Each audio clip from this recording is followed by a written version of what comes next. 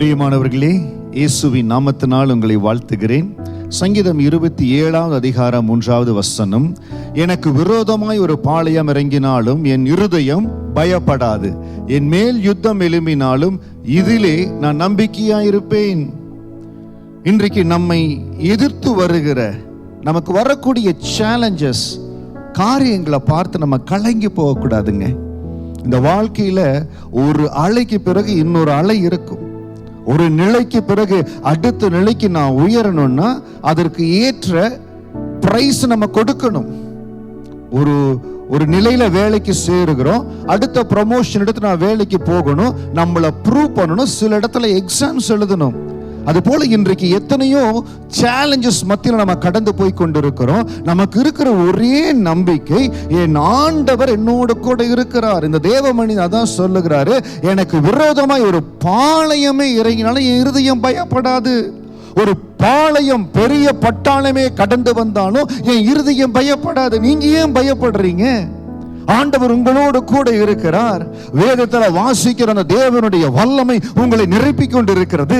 நீங்க வாக்குத்தத்தம் பெற்ற ஒரு மகன், ஒரு மகள். இந்த வார்த்தையை கேட்கிற ஒரு சிலர் இயேசு என்கிற நாமத்தை நீங்க கேட்காம இருக்கலாம். இந்த வார்த்தையை கேட்கிற நீங்க, ஏசப்பா எனக்கு உதவி செய்யுங்கன்னு கேட்டா உங்களுக்கு உதவி செய்ய ஒரு வல்லமை உள்ளவராய் இருக்கிறார். பாருங்க, என் மேல் யுத்தம் எழும்பினாலும் இதிலே நான் நம்பிக்கையா இருப்பேன்.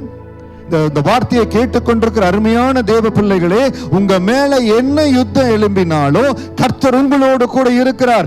யுத்தத்தில் வல்லவர் உங்களோடு கூட இருக்கிறார். அது என்ன யுத்தமானாலும் நீங்க கலங்காதீங்க.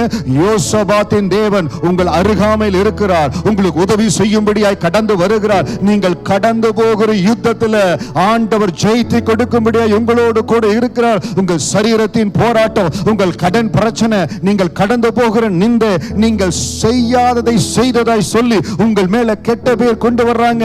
அது என்ன யுத்தமாய் இருந்தாலும் யுத்தத்தில் வல்லவர் உங்களுக்காய் நிற்கிறார். அவர் உங்களுக்கு ஜெயத்தை கொடுக்க போகிறார். நீங்க கவலைப்படாதீங்க. ஆண்டவரே, சங்கீதம் 27:3 வசனத்தின்படி இதிலே நான் நம்பிக்கையாய் இருப்பேன். எதில நான் நம்பிக்கையாய் இருப்பேன்? யுத்தத்தில் வல்லவர் என்னோடு கூட இருக்கிறார். சேனைகளின் கர்த்தர் என்னோடு கூட இருக்கிறார். எனக்கு ஜெயத்தை ஆண்டவர் கொடுப்பார். நிச்சயம் உங்களுக்கு ஜெயத்தை கொடுப்பார். நிச்சயம் நீங்கள் கடந்து போகிற இந்த உபத்திரவத்தில் ஆண்டவர் விடுதலை ஆக்குவார். இயேசுவின் நாமத்தினால சொல்லுகிற இன்றிலிருந்து அறிக்கை செய்யுங்க. சங்கீதம் 27:3 படி இதிலே நான் நம்பிக்கையா இருப்பேன். கர்த்தருடைய விடுதலை கடந்து வருவதற்காய் ஸ்தோத்திரம். தேவனுடைய கிருபையை நிரப்புவதற்காய் ஸ்தோத்திரம். தேவ பலனை நிரப்புவதற்காய் ஸ்தோத்திரம். இந்த அறிக்கைகளை நீங்கள் சொல்லிக் கொண்டிருக்கவே உங்களுக்குள் இருந்து அந்த ஜெயம் கிளம்பும். உங்களுக்காய் வைத்திருக்கிற புதிய பாதைகள் திறக்கப்படும். கர்த்தர் உங்களோடு கூட இருந்து அவர் செய்கிற காரியங்கள் பெரிதா இருக்க போறது. கர்த்தருடைய ஜெயத்தை சுதந்திரித்துக் கொண்டீங்க. அந்த ஜெயத்தின் அபிஷேகத்தை உங்கள் மேல வைத்து வாழ்த்துகிறேன். உங்களை பெரிய நிலைகளுக்கு ஆண்டவர் உயர்த்துவார். God bless you.